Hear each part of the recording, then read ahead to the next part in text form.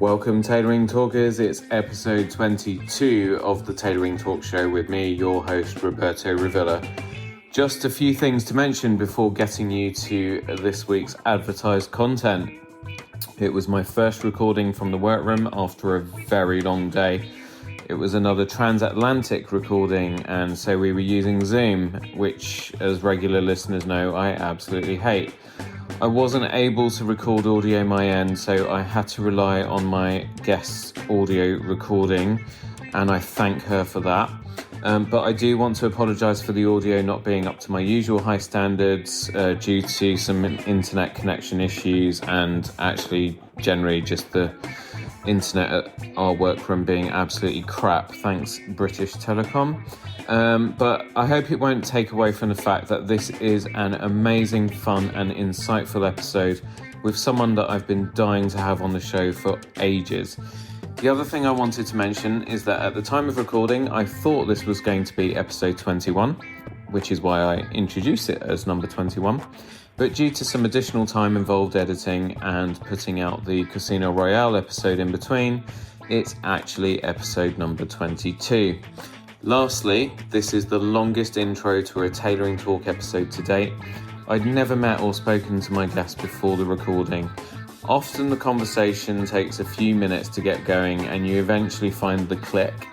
But with this guest, as you'll hear, we hit it off immediately and the conversation just ran away before I realised that I hadn't even given the usual intro. I love conversations like this between two people who've never met before just hitting it off.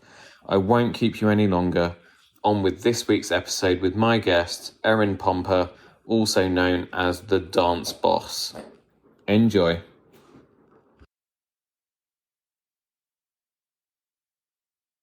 Firstly, congratulations, by the way. For what? You got married. Yeah. Yeah. I'm so happy. Oh. Yeah, thank you. You guys, did everything go according to plan? Yeah, I mean, there was always stuff that's not according to plan, but I had really good people around me who loved me, who protected me from any drama. Yeah, good. Yeah. That's what your bridesmaids, that's what I try and tell my wedding couples, that that's what your bridesmaids and your best men and groomsmen and, you know, all that kind of stuff are for. Yeah, it was crazy. My sister really stepped up and I told my mom she made me fall in love with her again. Because sometimes I want to kill her. Yeah, exactly. Yeah. How do you want me to introduce you? Do you want me to use your maiden name or because it's kind of still your professional name, right? No, I'm making the switch. So you could just say ERIN POMPA, formerly known as ERIN Pride. I'm doing a Prince. I'm going to totally mispronounce it. Pompa. Pompa.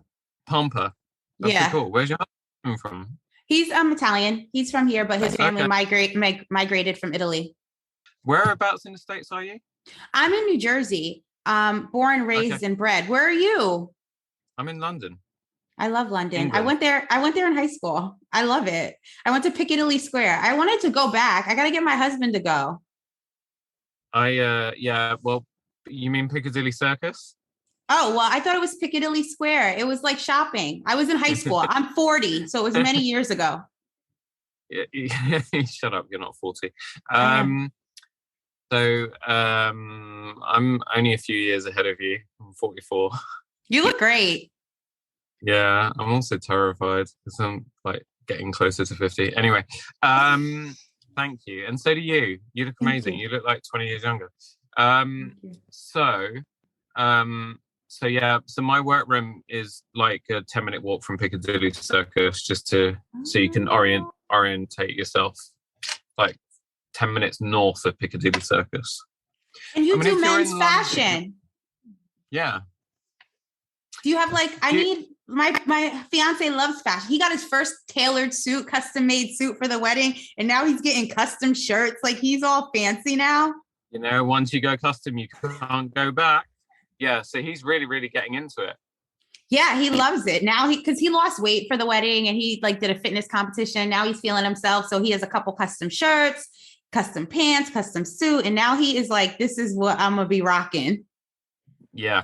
it's really difficult. And I see that on guys who, particularly a lot of the weddings I do, because the weddings I do are people who are coming for the first time. They've never had tailored before, and they're doing it for their wedding because it's a special day. They want to look their best and so on.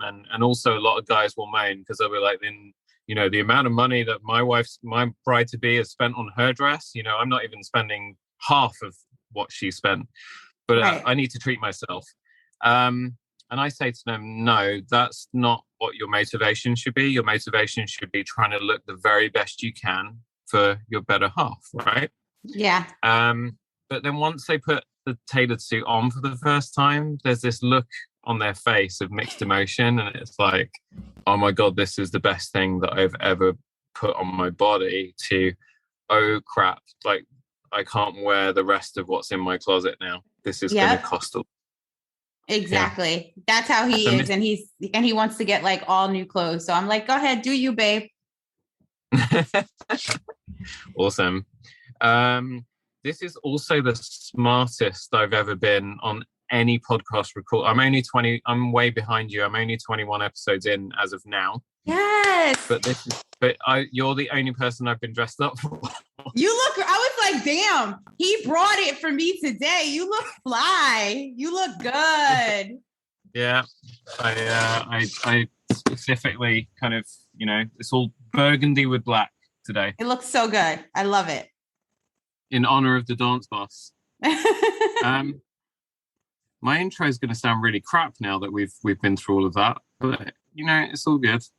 So I was raving about you when I had Jason on a little while ago. He's such a nice guy. Good human, right?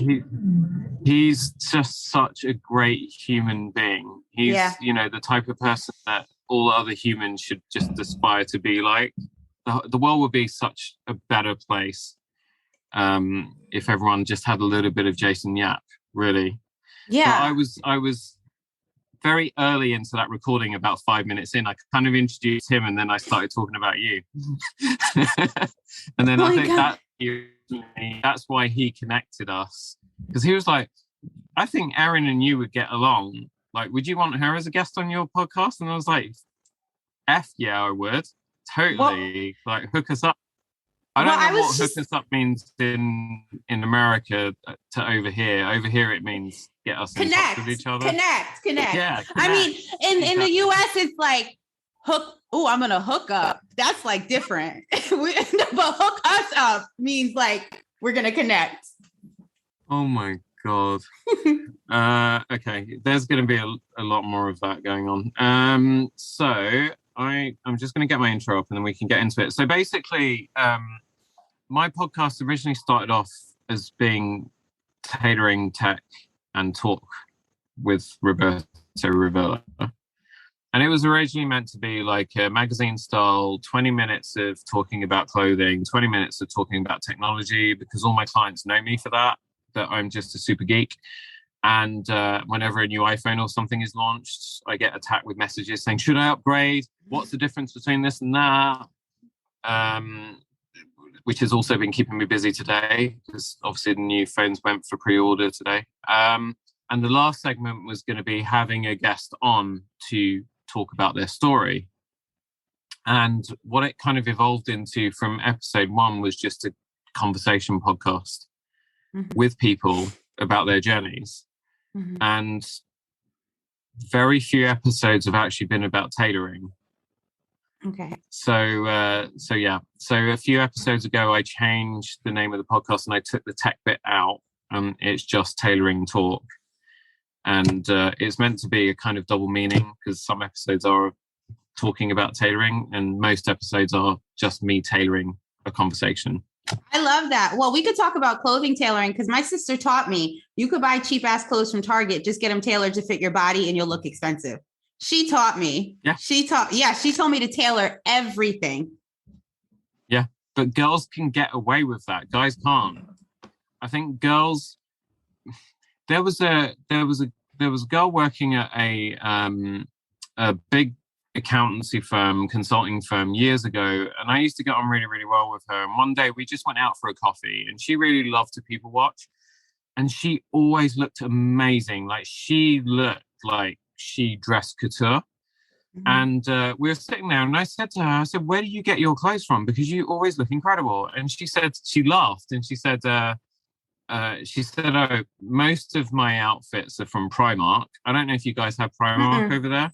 It's like, where's that place in New York where they have the big bargain bins and stuff, and you can go in and like buy suits and things like that. I remember a few girlfriends of mine from New York took me in the place, and everybody was just fighting each other over stuff. Like I couldn't even look. Like I picked up a pair of pants, and I was kind of just looking at it to see if it's something that I might want to buy. And someone just came right across and just snatched it off me. It was like, you guys have a lot of those. They're called warehouse sales, I think. Oh yeah, like warehouse sales. I haven't really ever gone to any though. I can't. Like I feel like people will beat you up. They do that for wedding dresses too, like where you can go for a discount. And I'm just like, I don't know if I have the energy. Basically, we have a store here called Primark, and the clothing is cheap as chips, basically. I've never actually walked into one for obvious reasons, but it's super popular. But the clothing is dirt cheap, and it's all the reason why I'm against it. At the end of the day, there has to be something to fit, people at different income levels and so on, and I totally get that. But this is the kind of really cheap throwaway fashion that has become really popular with influencers nowadays.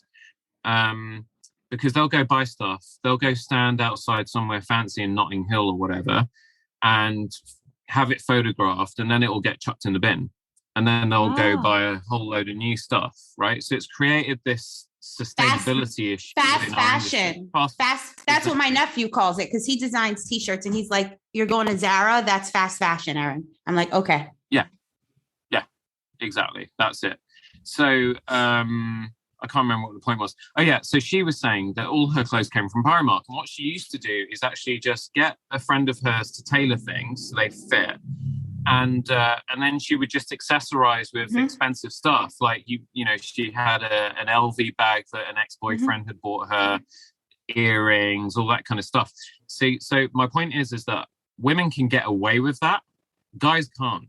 Because we don't have as much stuff we can put with things. Guys' clothing, if it's cheap, it looks cheap. I agree with you. And no, you're totally right. Like I always like mix like designer shoes or handbags with a cheap ass shirt, or nice jeans with something cheap. Like, and my husband can't do that. Like, he's like, no, my clothes have to be higher end to fit and look nice. Yeah. So yeah. Anyway, we should get on to talking about you. So I'm going to introduce you now. Okay. Since we've already started the podcast, I'm gonna. We have started, and this is what it should be like. It's just a conversation between two friends.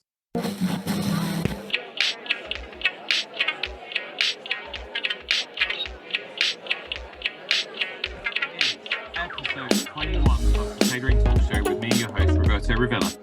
I'm a bespoke tailor, menswear designer, and owner of Roberto Revilla London Suit and Shirt Makers. This is the show where you join me to spend time with creators and entrepreneurs. Some episodes, there's some tailoring talk, but in most, it's more about me delving into my guest's journey. They share the highs and lows along their path to success and some of the valuable lessons they've learned along the way.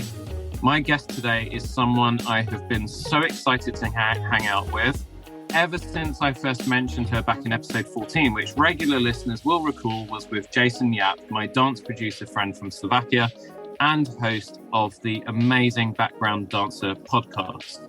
She is the host of the Dance Boss podcast, so there's a theme here, a show for dancer entrepreneurs who are on a mission to share their dance expertise in the online space. She is also a former pro dancer. She's got, do you know what? I'm going to let her tell her story. Erin Pride, now Pompa, because you got married a few weeks ago. How are you, my friend? Oh my gosh, I'm so excited to be here. I'm even more excited because you're just cool. We was just cutting it. We were just chilling, right? It's just so nice to connect with down-to-earth people. So thank you for having me. Oh, you're welcome. So we kind of mentioned it before, depending on how this gets shaken out in the edit, anyway, whatever, listeners know that it's chaos when you come into the Tailoring Talk booth. But few first that I need to, so episode 21, outside of my wife, who has been on the podcast a few episodes ago to talk about one of our rescue dogs, you are my first official female guest. Oh my gosh, that's like an honor, and I'm like nervous now. All right, I'm ready. Yeah, exactly. So, and it's not because I haven't asked anyone else. One of my female friends told me, I said, I have tried, because she said to me, you need to get women on. What the hell's going on? It's just guys. I'm like, I want to. And I've asked quite a few that I know, and they've said yes, but getting them to commit is the real problem. And I didn't really think that was a female feature. And she was like, we're crap at that kind of thing. I mean, no wonder you're having so many problems. So I was even stoked that you said yes, and then actually went into the calendar. So anyway, so that's a first. So well done. I'll ship your award over. Another first is this is the first time we are recording from the Roberto Revilla London workroom here in Tottenham Court Road in London. I've never recorded here. All my recordings have been at home. And the other reason I'm really excited about that is this is going to be the first episode. We do not have my dogs barking in the background or my next door neighbor drilling something or the guy doors down the road smashing a wall or something because he's doing building work. It's just absolute chaos over there. So first time in the workroom. So Erin gets to see it. I'll take you on do you want a little tour when we Yes. Okay, cool. It's a freaking mess. It's nothing special. It's a workroom. And you might hear my dog. We might hear chaos. My dog is right here, and she might go crazy at any moment. Oh my God. I love that you called your dog Chaos. Yeah, she's crazy. I love her. Yeah. But did you find the name after you'd had her for a little while? Oh, no, that's not her. That's not her name. That's what I call her. She's just chaotic, but her name is Chloe. Oh, her name's Chloe. Oh, great. So you're same as me, right? So our animals, we have 2 cats, 2 dogs. So we have Bailey, who's a working cocker. We have Emily, who's a Cavachon.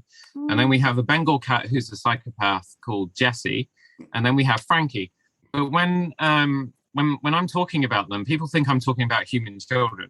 Do you ever get that with Chloe? Yes. Yeah, Chloe is my baby. Like, I don't know what people are talking about. This is my baby right here. Mm-hmm. Yeah, totally with you. What breed is she? She's a mutt. She's like a multi-poodle pug. Yeah. A Maltese poodle crossed with a pug. That's really interesting. Multi-poo pug.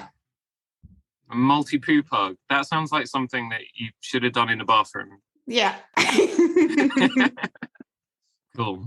Yeah. So anyway, I'm kind of stoked that I miss them, but I'm really glad they're not running around because you know what it's like with cats as well. It's like the dogs are barking and then you manage to get them to shut up and then some cat will come and stick its ass right in the camera at my guest and all that's happened before. It's just crazy. And then the other first that's happening today is I'm actually dressed properly for once with a shirt, tie, sport coat, casual jacket we call it over here. So, you look great. You look great. I was like, thanks. Oh my gosh, he looks like dapper, and he's coming on a podcast. I'm on. We need to start YouTubing these eventually. But I'm on with the dance boss. So when Jason and I were talking about dancer, I still can't pronounce it after all this time. Dancerpreneurship. Is that right? Yes. Dancerpreneurship. Which it really struck a chord with me because I make clothes for a few dancers. So you have Dancing with the Stars over in yes. And we have and it's Strictly Come Dancing over here. Oh, but it's the same show. Oh, and you make clothes for a couple of the dancers on Strictly. That's amazing. It's all private stuff. I don't get to do it for the actual show because the truth is the BBC are cheap skates and they just recycle the same costumes every year and they have their own in-house kind of costume team that does all of that stuff and so on. But I work privately for some of those people. Some of them are a little bit older now. Some of them are in their, one of them's just turned 40, I think, or maybe no, he's just turned 42, Robin Windsor. And you kind of don't think about what it's like for performers who are doing something as physically intense as dance, when they get into later years. You know, I think the dancers that have managed to sustain a career into older age are very few and far between. And then there's obviously a horde of performers in the industry who don't make it, or maybe their careers aren't that long. And then all of a sudden it's like, well, what do they do afterwards? And they've obviously, in a lot of cases, maybe never had the training at school, college, dance academy, whatever, to actually sustain themselves when the lights turn off and the stage is no longer their home. So it really did strike a chord with me. And the other thing with Jason's podcast, but yours particularly as well, I listen to it as someone who runs my own business and I am an entrepreneur. There is so much that I take from every episode. The Dance Boss podcast, you can download it everywhere you like to get your shows. I highly recommend you check it out, especially if you are someone who is interested in starting your own business or is already running your own business, because there is something every single episode that every entrepreneur can take. And I have to commend you for that, because although it's dance focused, there's something there for everybody. It's universal. And thank you. So I'm so lucky that I feel privileged I get you in front of me to say thank you, but there is so much you have taught me in a short space of time. Well, Robert, I want to thank you. First of all, like, who the hell am I? I was a person who was a dancer, then a dance educator, and I was burnt out with my career. And I never thought there would be a time where I didn't want to perform or pursue performing. Like, I didn't know that was going to happen. So starting the Dance Boss podcast was just me trying to fill the hole in my heart from not being able or not wanting to pursue performance anymore. So to hear that it has impacted you or other people like that really touches my heart, because sometimes I'm like, who the hell am I? But then we're all somebody and we all have an imprint to make on this world. So that just makes me so happy. Thank you. It's old friend of mine who's out in Atlanta, Georgia. And she did an Instagram story a little while ago that I actually saved. And she talks about the fact that you should never be afraid to speak out, because there are people out there that there'll at least be one person, even if not an entire audience, that needs you. So you should never be afraid to shine your light. You know, don't hide. Something like that. She said it much better than I've just said it. I just did a really shit job of that. But that really, really got me. And that stayed with me. So I'm trying to be better at making sure that I'm speaking out and also showing up for things like this podcast and so on. Because you just don't know who you're gonna help, right? And when it's scary, like what your friend said, when you feel like you have that charge in your life, then it's like, oh, okay, I'm about to share my experience, my strength, and my hope. And like, there's this layer of vulnerability that is really frightening. But then you start to see that by you being vulnerable and sharing your journey, you start to see that it's affecting other people and it gives you more courage. Like, I speak out about things that I never thought in a million years I would be so open about. And it's like, it's not only therapeutic for me to be able to own my truth in such a way, but it's therapeutic to see that my truth can help people work through their challenges. Yeah. I don't know if you've started it as a series, but you started to talk about some things that were obviously very, very personal to you. And I'm not sure you'd ever spoken out about them before. But there was one episode where you started to talk about your time at college. College for us is when you're between the ages of 16 to 18. I think college in America is when you're a bit older, right? That's when you do your degree. So what is after 18 called? University. Oh, so what is high school for you guys? What's high school? High school is high school, but you go to high school between the ages of 11 and 16. So for us, it's you go to primary school, infant school, and then when you're 7, you go to primary school, and then when you're 11, you go to secondary school or high school, and then when you're 16, you go to college, and then when you're 18, you go to university. And then when you're 21, 22, you've got your degree and then you're screwed for the rest of your life. So wait, real quick question. When you are in the 16-year-old age and you're going to college, is it live away an option or no? That's not until you hit university. No, university is where everybody goes batshit crazy over here and starts getting drunk and, being promiscuous. Yeah. Just like my story that you're about to share that I shared on my podcast, basically about myself. Exactly. Yeah. But see, what identified, the big identifying moment for me was that I kind of felt some of the same things you did, because you talked about identity. That was the key message there. And I really, really struggled with identity when I was growing up. I mean, I was trying to fit in to so many different groups. And in the end, I actually ended up fitting in nowhere. And when I look back on that time, I see just a lonely teenager who just didn't know where the hell he was going in life. And maybe it's something, I've been inspired to start at least thinking about talking out about it a bit more. Does that still affect you in terms, because you're very, very driven, right? Mm-hmm. How much of what you went through in those formative years is still steering things that you're doing today? Well, it all steers what I do today, but now it steers it from a healing place. Like, there's so many layers to my journey that I just have to get more comfortable sharing. But if I didn't go through those things, that identity, that destructive behavior, and I didn't go on a journey to heal it, I wouldn't be able to do the work that I do now. All of the work that I do now is kind of catapulted from that time of my life, only because I went on a healing journey or was gifted a healing journey. So, now it's like the imprint. So everything that I do is a reflection of that. And the way that I show up and why I'm so clear and want to share my message is because I want people to know, I'm a human being. There's humans out there, because on social media and in life, people walk around with a facade, making them seem like their childhood and everything was perfect. And that's bullshit. I just don't want to be one of those people. And I don't want to share that kind of message. That's the social media conversation is a whole other thing as well. I've started following you on Instagram and so on. And, I'm try as much as possible to be as raw as I can when I post, and try not to kind of fluff things up and so on. Because you're right, you do see so much bullshit on there, right?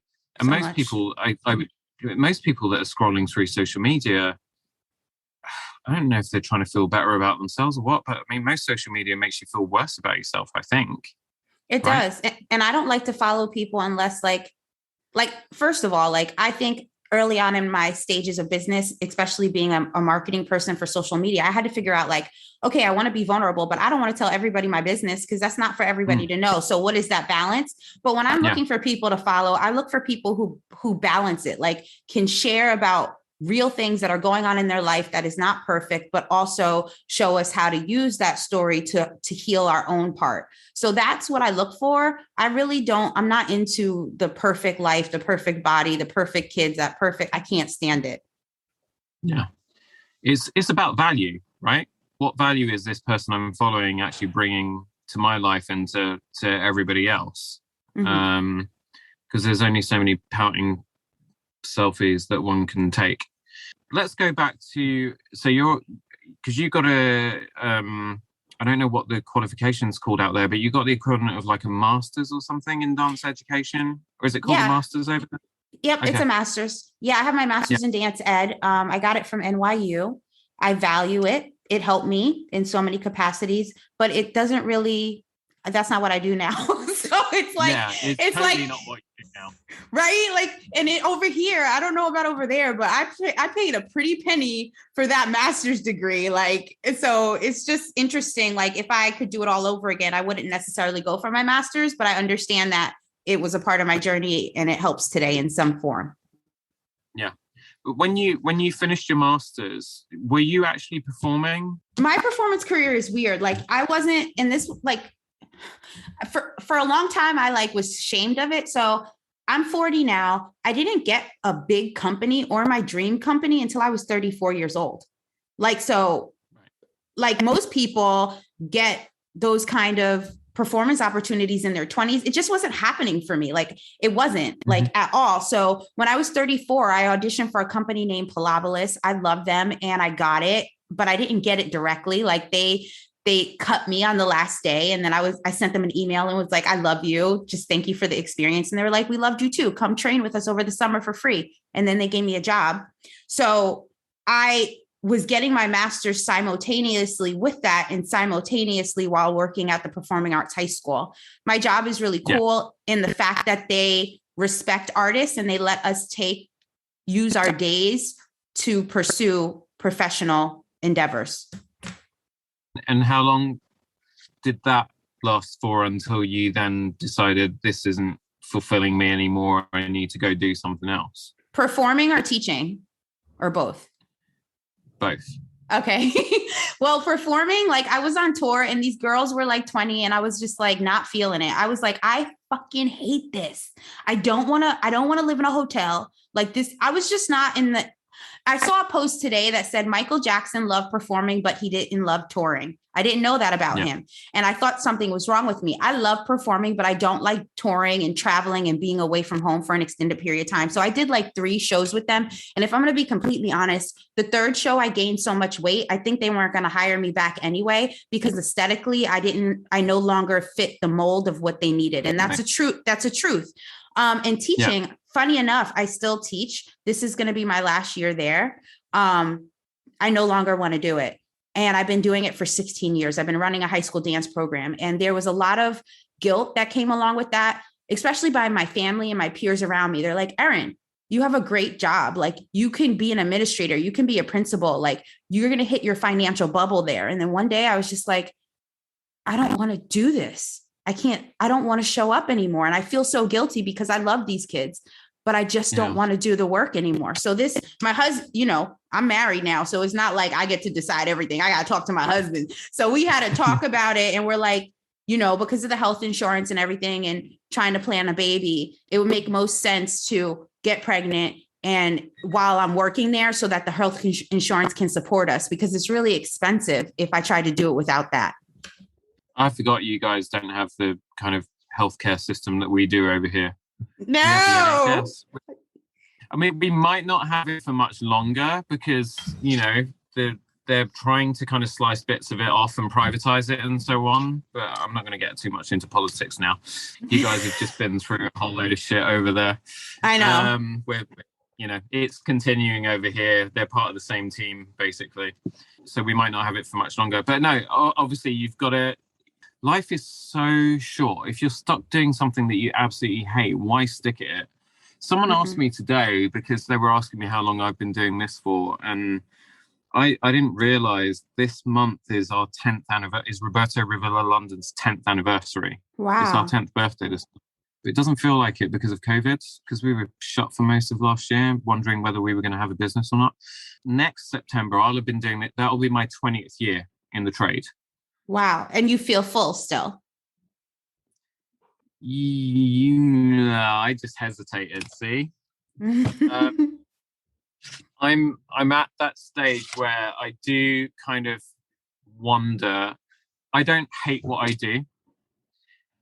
Let me try and explain this. I love it when my guest turns it around on me and puts me on the spot. It's great. But this is a real honest moment here, right? This isn't scripted or anything. I had no idea you were going to ask me that. I had no idea I'd start talking about our anniversary either, but there we go. In the moment, I love what I do. When I'm with either a client or a potential client, in that moment, the moment they walk into the workroom, I walk in their office or I walk into their home, so it's like the stage lights go on. And I'm able to perform, and also I want to find out about them and see how I can help them and then do the best possible job that I can for them.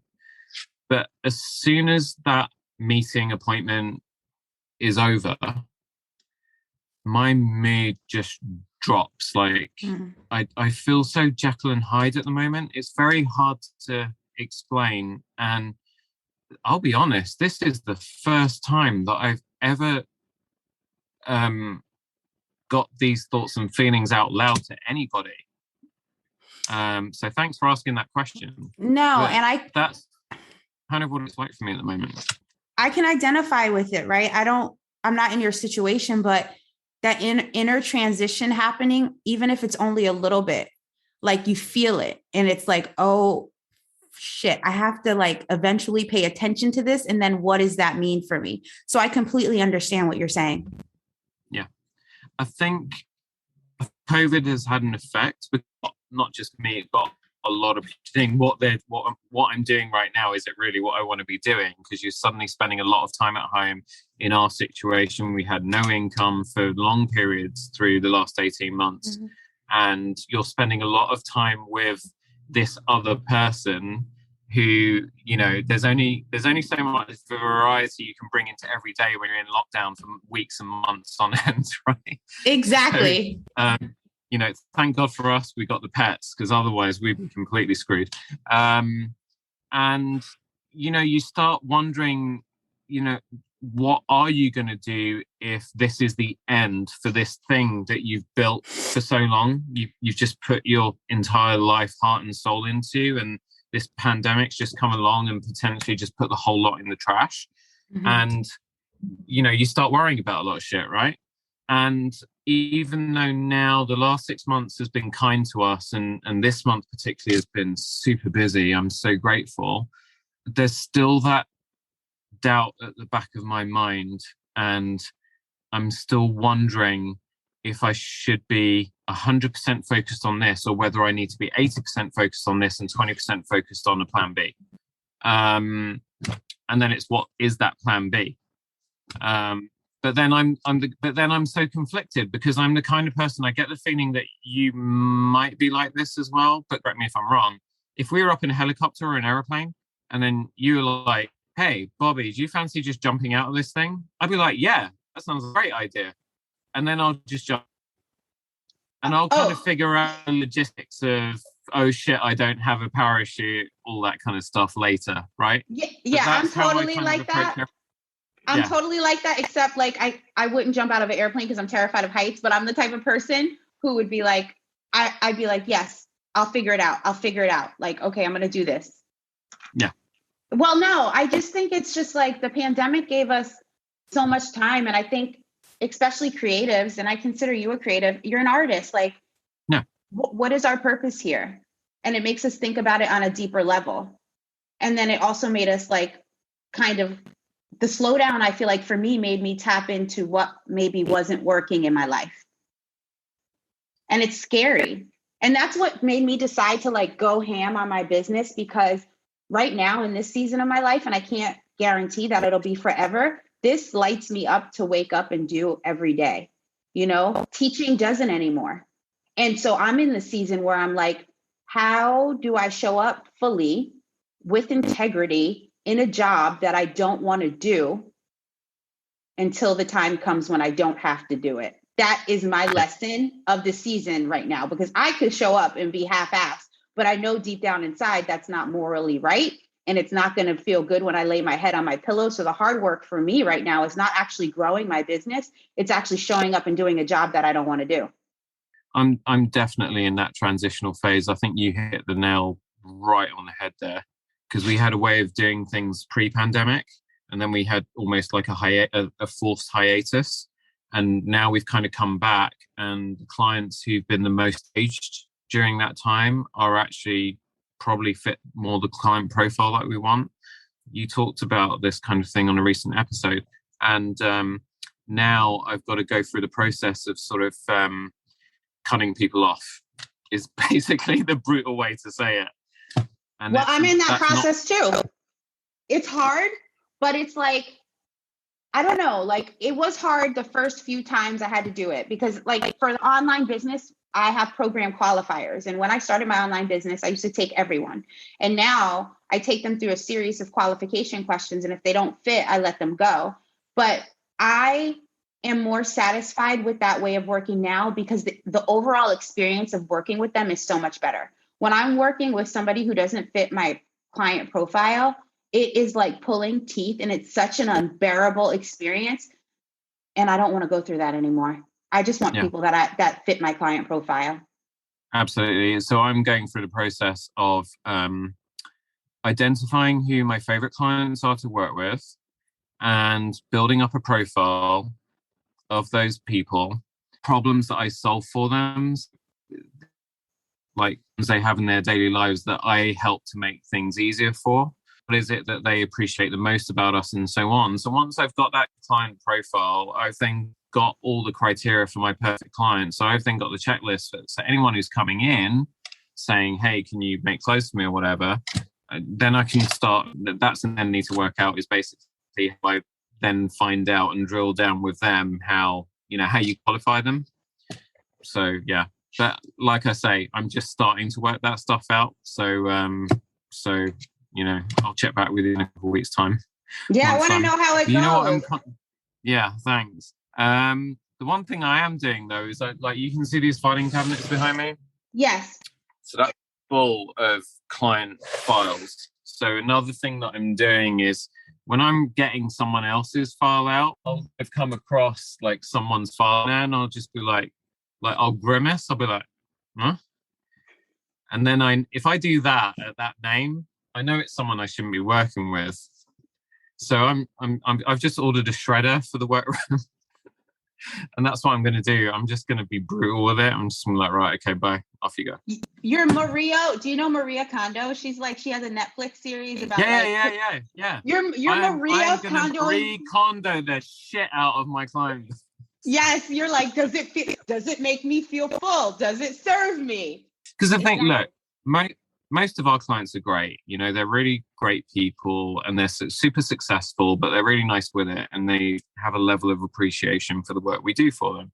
But then you do have a small percentage. And I think you have that in any industry that you're in where, their attitude is, I don't need to be nice to you. I'm paying you for what you're doing for me. Well, that's true. I totally accept that. But there's also something called a minimum level of respect. And if I'm not getting even a minimal level of respect, then you can go fuck yourself. I don't want to work for you because I'm going to hate doing it. It's like being a good human. Like some people are missing that microchip in their body. And it's like, I don't want to serve you. And for me, it's like, I don't want to serve people who don't want to do the work. What I have found is there's tons of people who want to invest because they want to say, I'm doing it, but they don't actually want to do the work to make it come to life. And I just don't have time for that. Like, I'm not that type of person. And I only want to hold space for people who are ready to implement and do the work. Yeah. Speaking of which, let's actually tell everybody what you're doing. Yes. So, yeah, like this conversation is just going. I love it. Yeah. It's great, right? So, Dance Boss University. No. Right. So that was my first business a long time ago.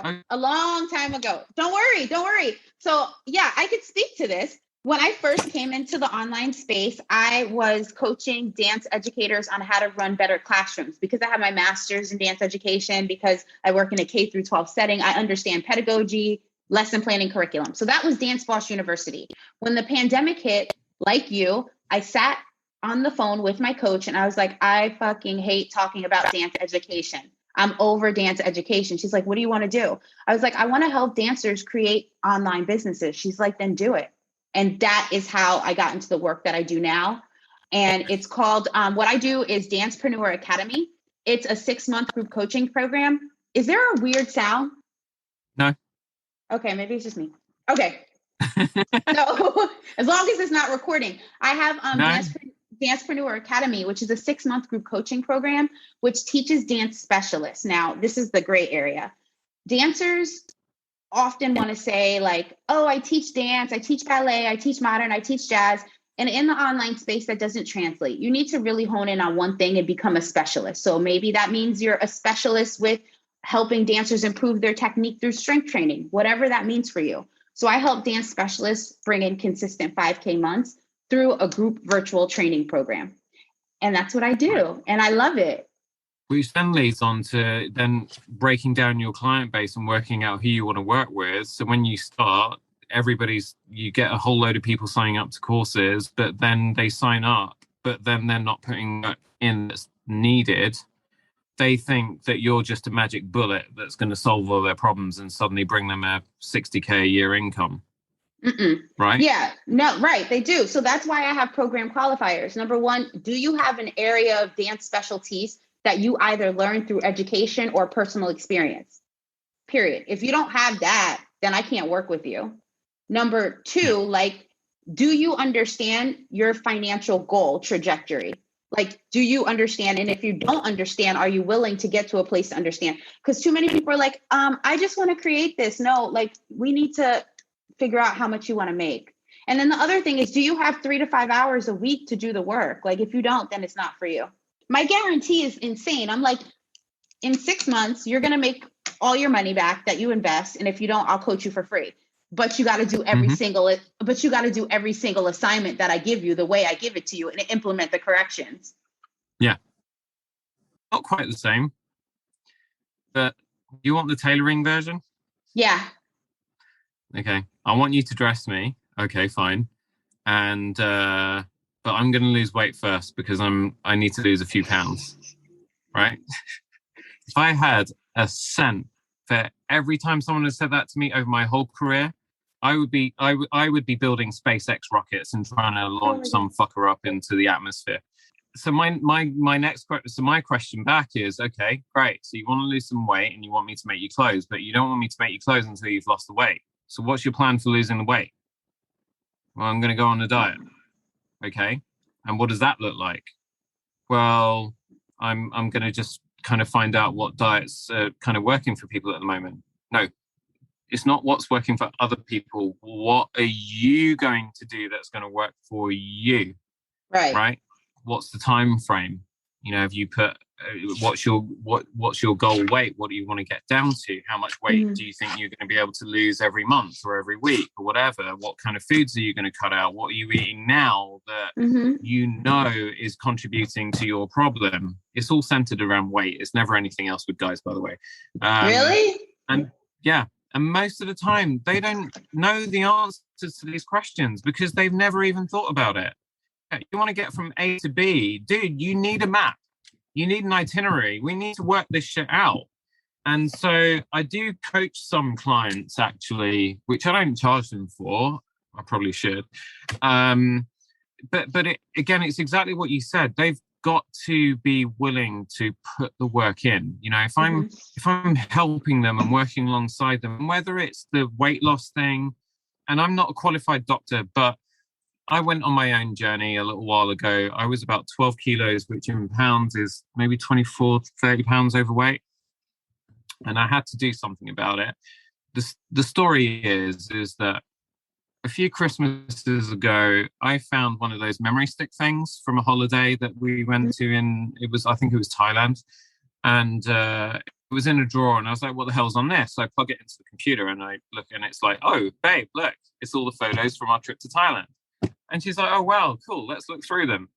And so I see this picture of her hugging some guy who's got huge breasts and all the rest of it. And I'm thinking, who the fuck is she with? And I'm like, that's me. I didn't even recognize myself. And I said to her, babe, why didn't you tell me that I got so big? And she said, well, I kind of wanted to, but I didn't want to hurt your feelings. But yeah, you are kind of disgusting now. And I was like, really? Oh my God. I think I didn't realize it. I mean, obviously I knew, but I didn't realize it as much because, you know, the way that I dress, the way I tailor clothes is all designed to flatter, right? And you always get people telling you how good you look. And so I thought I've got to do something really. So, you know, your wife telling you that you look disgusting is pretty hard to take, you know? So I was like, right, I need to lose 26 to 30 pounds and I'm going to do it in the next year. So what I did is I basically started to identify what foods were in the house that correlated with my weight going up. So what were the, you know, so I realized when there was a lot of chocolate in the house, my weight went up. You know, when we bought certain, you know, cakes and biscuits and shit, every time I drank tea or coffee, there were biscuits and cakes and stuff involved. So I was like, I need to make it manageable, sustainable. So I was like, I'm going to pick 3 things. And I'm going to stick at those 3 things for a month. And then after a month, I'm going to add something else on. And then I'm just going to keep building it up until I've changed my lifestyle. And so the first month I gave up caffeine, because by giving up caffeine, it meant I wasn't drinking tea, I wasn't drinking coffee. And therefore I was actually cutting out a whole other junk food group of biscuits, cakes, and so on, because I only really had those things when I was drinking tea and coffee. So that went out the window. I was like, red meat only twice a week maximum. So that cut out a lot of the things that were associated with red meat, like fries and chips and potatoes and basically anything you can make with a potato. And then there was a third thing, and I can't remember right now what it was, but anyway. So I stuck at that for a month. And because it was just those things, oh, that was the other thing. I was like, I'm not going to drink anything unless it's water. So that meant alcohol went, and soft drinks and juices and stuff. I was only drinking water. It was so boring. And so I did that for a month. And the other change that I made was on the physical front. When I'm a road cyclist now. But what I was doing previously is, before I would go on a long ride, I would stuff my face in the morning.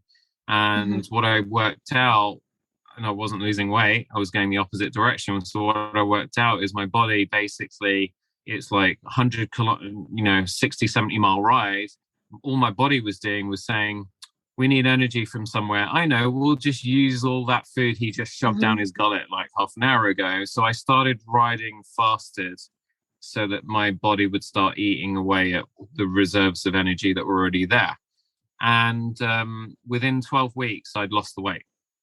That's amazing. Well, what I'm hearing, and what I just actually went on live on my Instagram and talked about, is like, people, like, there's the thing that you want and there's the destination you want to get to. And people usually don't do shit to figure out what that middle space is, whether it's a roadmap, whether it's a plan, right?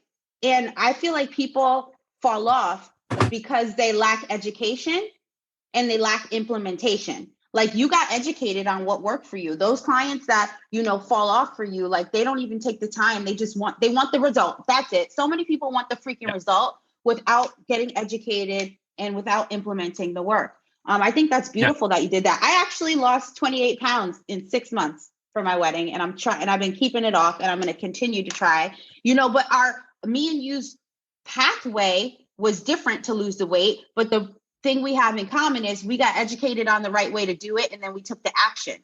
So people don't even want to do that. They want to just say, this is what I want, and this is I'm going to get it, but they don't have a plan. Yeah. And that's the point here for everybody listening, is what we're actually talking about here is goal setting, right? So whether you're someone who's applied for Erin's course, and she's asking you to put the work in and make sure that you can do the things that you need to do to commit, it's because she's trying to help you to get to that destination, which is your income goal, career goal, whatever. What I was talking about there with weight loss, again, it was, I had a destination I needed to get to, but I needed to figure out the work that I needed to put in order to get there. And, whatever it is that you're looking to try and achieve in life, you've got to educate yourself and work out what it is that you need to do to get there. And if you don't do that, and you're not willing to put the time and effort in to work all that stuff out and build yourself that roadmap and then go on that journey, you're going to be sitting there in 10 years' time, and you're going to be the person that's like, what happened? I remember one of my old CEOs, he's like, you don't want to be the person who in 10 years' time wakes up in the morning and goes, what the hell happened? You want to be the person that wakes up in 10 years' time and is like, what happened? Let me tell you what happened, because this is what I've done. Exactly. Well, when I entered the online space, I started looking around me, and I heard a lot of things about, and I don't necessarily think all of it's true, but some of it is, like, in 2 years, I went from this to this. In 4 years, I went to this to this. And when I started to think about it, I was like, people are having growth spurts. What's not helping me have a growth spurt in my business? One, some of those people were naturally smarter than me. Okay, that's fine. I can handle that. Two, some of those people, past history prepared them for the business they started, whether if they came from an entrepreneurial background, whether they came from, had family who was in finances, they got it, right? So then I started to think, okay, if I want a growth spurt in my business, like, the only thing standing in the way is me. Like, that's it. Like, so I have to get around people that are smarter than me in the room and who have what I want. So that is really how I transformed my business. I started investing in myself and doing the work that I was learning from the investments that I was making. But what's the problem is so many people already think they know everything. So there's two. People think they know everything, and then people are scared to invest because they don't see a guarantee in the return on investment. So that is usually why I feel like they're cut off from getting the result that they want. How to keep up with all the things that you need to do for your courses? What are you doing now in terms of self-education and all of that kind of stuff? Because everything that you have to deal with, social media and so on, it's changing so much all the time. So how are you keeping up with all of that stuff? Well, the number one thing is I'm a business coach for dancers. There's so many types of business coaches. So I had to really identify what area do I want to be a master at? And for me, that is Instagram marketing and sales. So what do I do? I invest in coaches that specialize in Instagram marketing and sales so that I can become a genius. I don't copy their strategies. I learn from them, embody their strategies, and then make it my own. I just got a coach who was $15,000 for the year, like me. That's scary. But the amount of knowledge and the amount of just education I'm getting of being in a room with people who invest at that caliber is pushing me to be a better business owner. So those are the kinds of things that I do. I read so much. My library is ridiculously extensive, but even it's so easy to get yourself caught in current reality all the time. How do you create space for yourself, not just to be able to take care of other things in your personal life, but to be able to step back from your business and kind of reset and take care of yourself? Because it's really, really easy to forget to do that. No, that's me too. Well, number one, I don't have kids. I can't speak from a woman who has kids, right? I don't understand that. Like, I'm sure when I have kids, my answer will change. But I start the weight loss journey. I started working out. So if that means that I go for a walk or go to the gym, I do that. That's a good way for me to step away. I like to go window shopping or go shopping, whichever happens on that given day.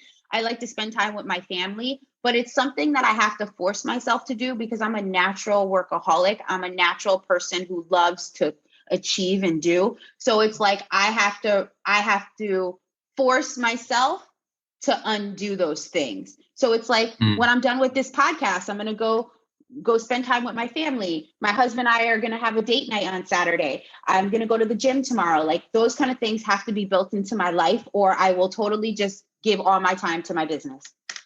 I've started to time block in my calendar now. Like everything. A while ago, I made a list of things that have to be achieved every single day. So like, I have to obviously get to the workroom. There's a lot of shit that needs doing over here every single day. I have to see clients and work with them. And I have to get home and I have to walk my dogs, like without fail, over lunchtime. And then I have to call people back. And then I have to create patterns and create clothing at some point. And I need to spend time with my wife, and I need to exercise every single day. So what I do is I've kind of assigned time blocks to all those things on the list. And then like a jigsaw puzzle, I make sure that they all fit into every single day.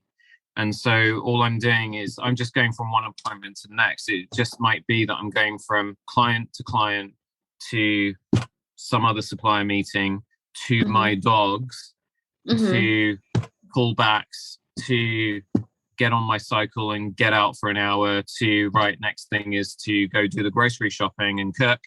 But everything is scheduled. That's the only way I've managed to actually commit as much as I am able to nowadays. If I just kind of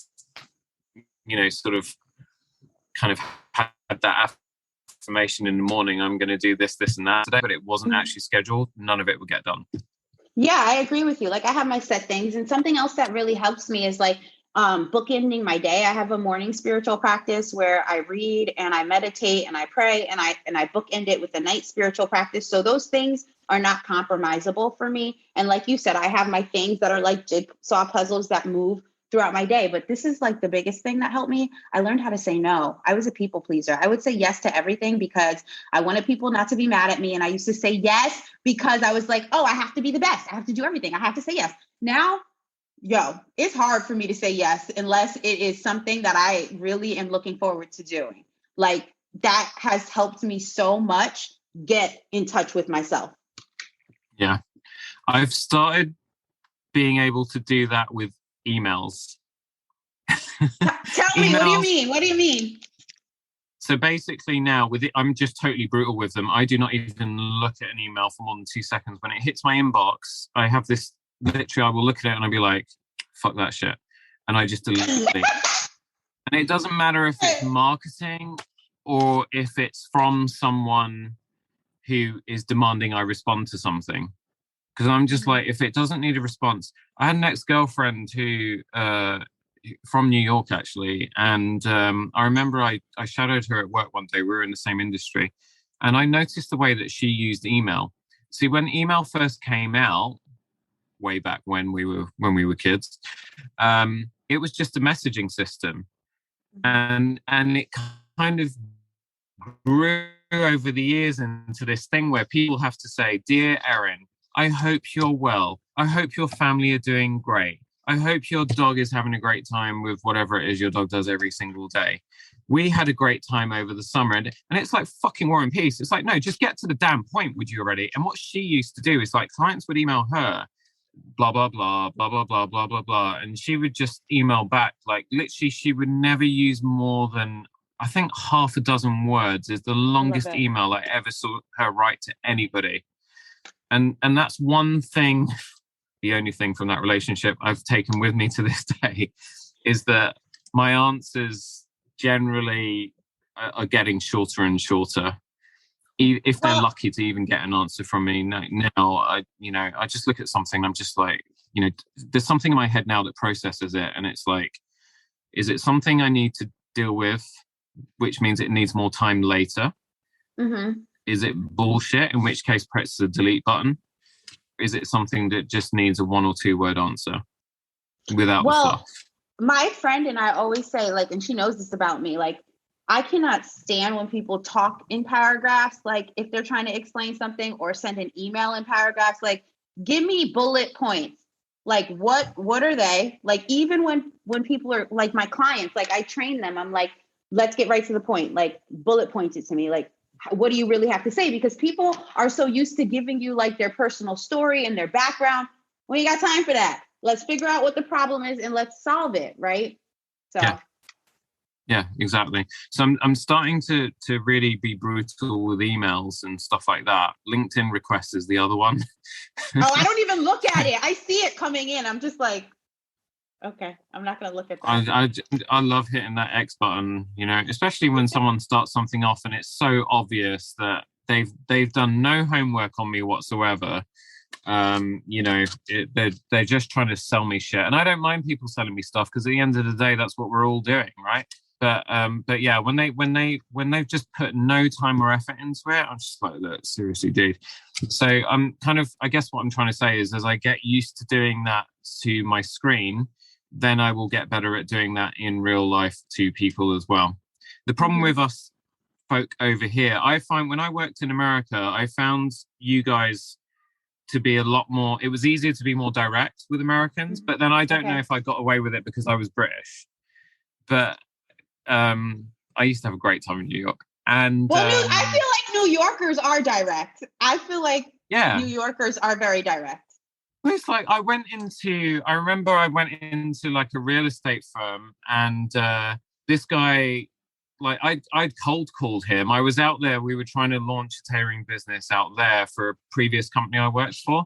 And so I got an appointment with someone, and I went into his office, and he was showing me, like, first, because it was the hospitable thing to do, because we were visiting from London, right? So he takes me around his office, shows me the place, and then he shows me 6th Avenue from the window, and he's pointing out all the deals that he'd done. Like, I was responsible for that building, I was responsible for that, and so on. And then he was like, right, now let's get down to business. If we're going to do this, let's do it properly. So let's start with 4 suits. I want, like, let's do 12 shirts. let's do a couple of sport coats, let's do a couple pairs of pants to go with each one. And I'm just frantically kind of writing this list down, and I'm like, fuck me, I've just done a week's worth of business in like an appointment. Yeah. Over here, it's not like that. Oh, it's not? It's not. You know, honestly, Erin, the conversations you have to get into to eventually get to the point of why you're actually there, because British people are so polite. I have this inner conflict because I was born here in London, but I have Asian, Mediterranean ancestry. And so all of these things just, you know, as much as I think I'm a nice person, I do talk a lot.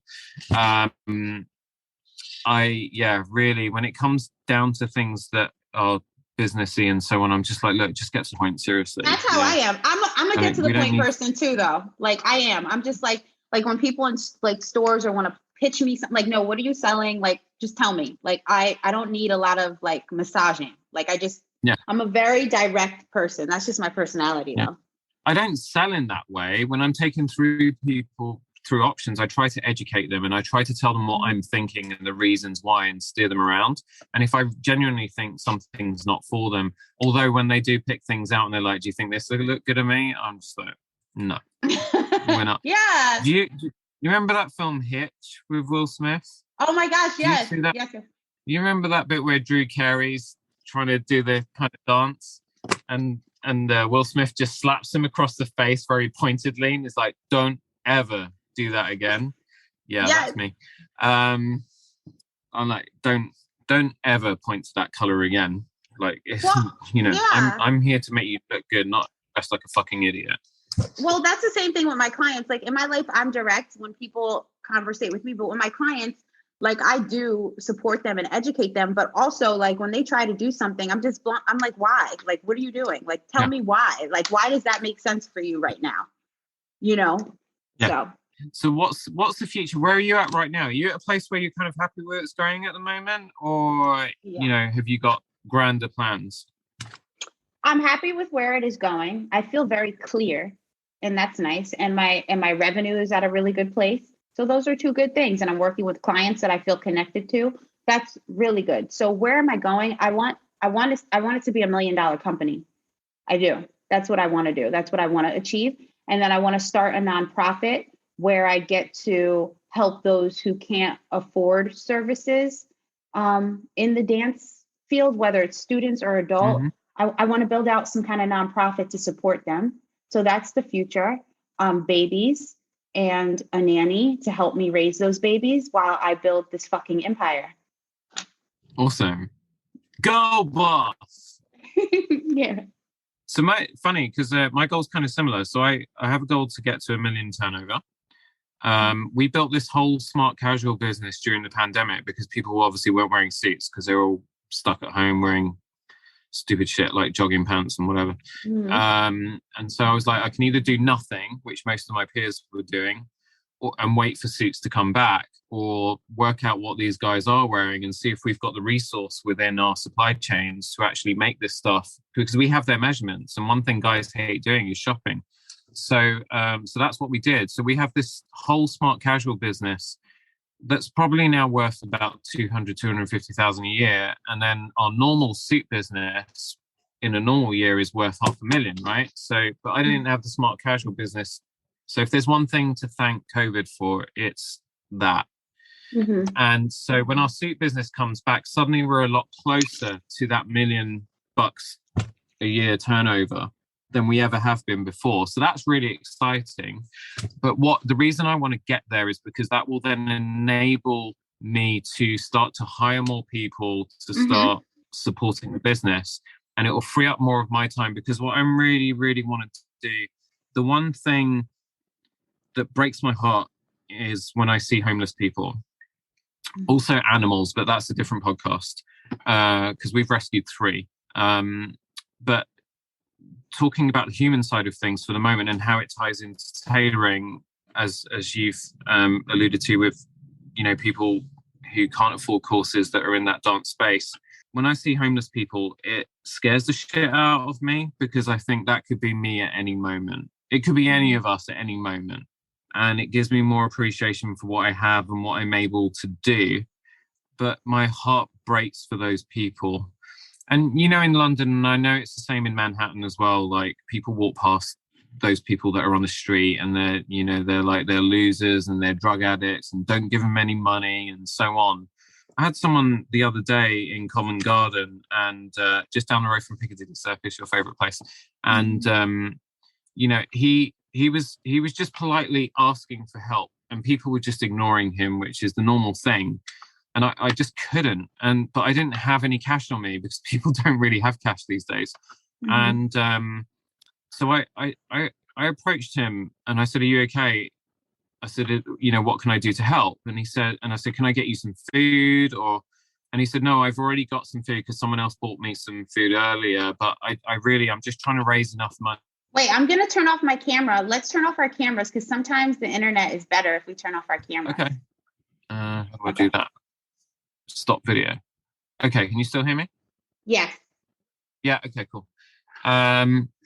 So where did I get to? You said that he said, "No, I have food. Somebody gave me food." Yeah, that's it. So he said, I was just trying to raise like $20 to get a room for the night in a hostel. I said to him, I don't have cash. I will go to a cash machine, ATM, and I'll be back. And so I had to walk a long ass way to get to find a damn ATM, which is really weird in the center of London. But I did. And I just thought, you know what? Because I just had a good morning sales-wise that morning. And so I just withdrew enough for 3 nights for him. And I walked back. And so he was, again, doing his thing, trying to get people's attention. And he had his back to me. And I walked up to him and I said, "Excuse me, sir." And he turned around and Erin, honestly, my heart just broke. And the look on his face, he had tears in his eyes. He was joyful. And I said to him, "I'm really sorry. It just took ages for me to find an ATM, but I hope this helps. Just promise me you're not going to go spend it on drugs." And he hugged me and he was like, You're the only person, apart from the woman that bought me breakfast earlier, that has treated me with any respect. And he said, no one has called me sir for such a long time.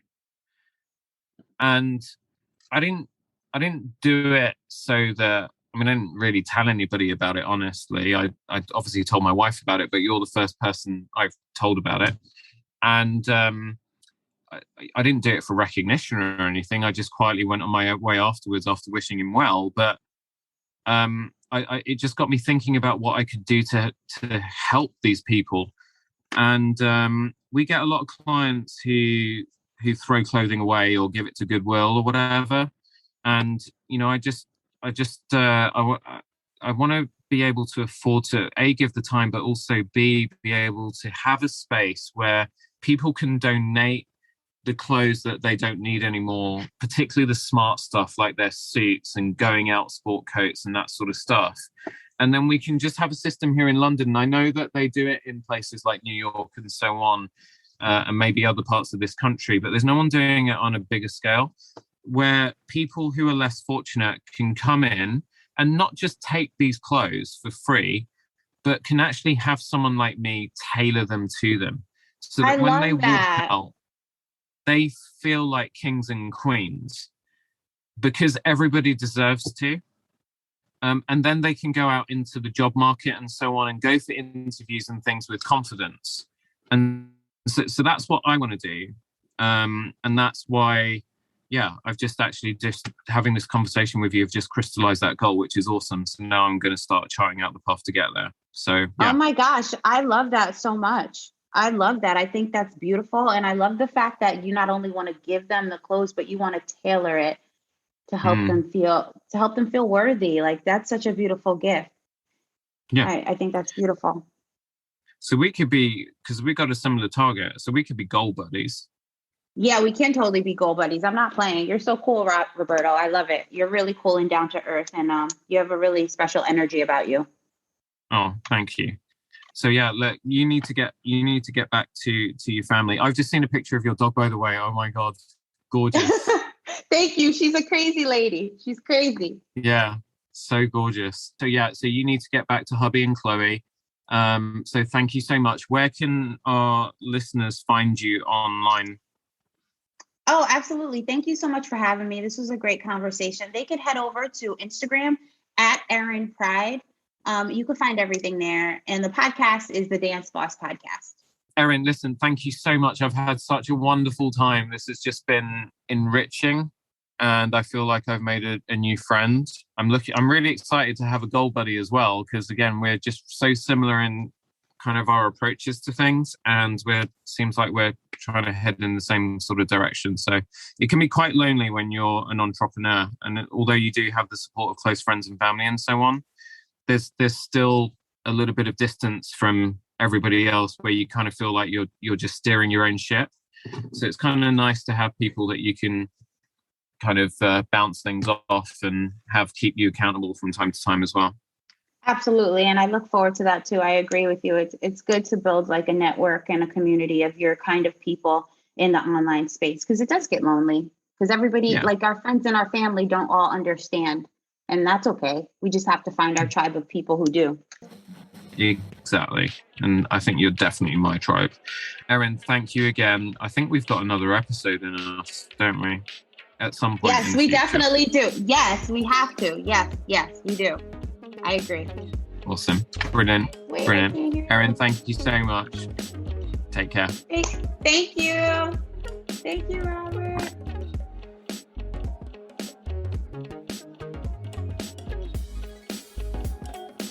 Wasn't Erin an absolutely fantastic guest to have on the show? We covered everything from tailoring to entrepreneurship. You got some business tips.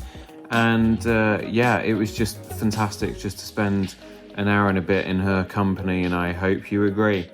That's it for another week. As always, if you're liking the show, please give us some feedback in the form of a rating and a review if your podcast platform allows. It really helps new listeners to find the show, helps us to grow, and who knows, you might just encourage a new listener who may really need us at this time in their life. Also remember, sharing is caring, and Tailoring Talk is a show where my guests and I share stories with a goal to help people and make the world a better place. So do share us with your family, friends and colleagues. Take care, be good to each other, and I can't wait for you to join me on the next one.